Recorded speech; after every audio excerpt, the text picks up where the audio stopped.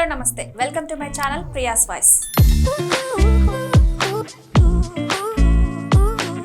బట్టలు ఉతికి ఆరేసినట్టు మనుషులను కూడా ఉతికి ఆరేసే హ్యూమన్ వాషింగ్ మిషన్లు రాబోతున్నాయంటే మీరు నమ్ముతారా?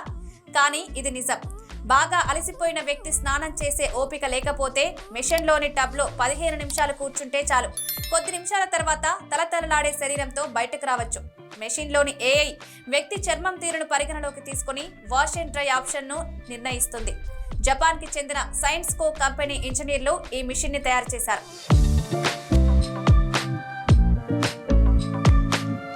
ప్రస్తుతం ఇది శాంపిల్ టెస్ట్ కోసం తయారు చేశారు. తర్వాత మాస్ ప్రొడక్షన్ వర్షన్ను విడుదల చేస్తామని సైన్స్కో కంపెనీ చైర్మన్ చెప్తున్నారు.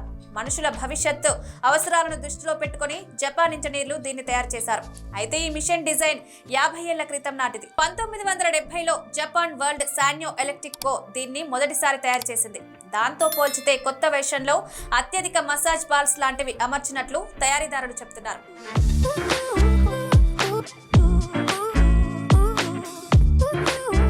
మరిన్ని వీడియోస్ కోసం సబ్స్క్రైబ్ చేసుకుని కిందున్న బెల్ ఐకాన్ని నొక్కండి. Thank you.